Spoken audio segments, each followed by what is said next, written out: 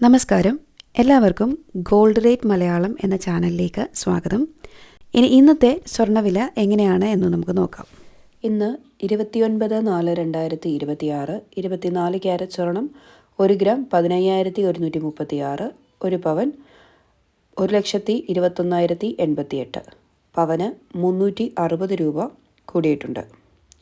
22 carrot സ്വർണം 1 gram 13,875, 1 പവൻ 1,11,000 രൂപ, പവന് 320 രൂപ കൂടിയിട്ടുണ്ട്.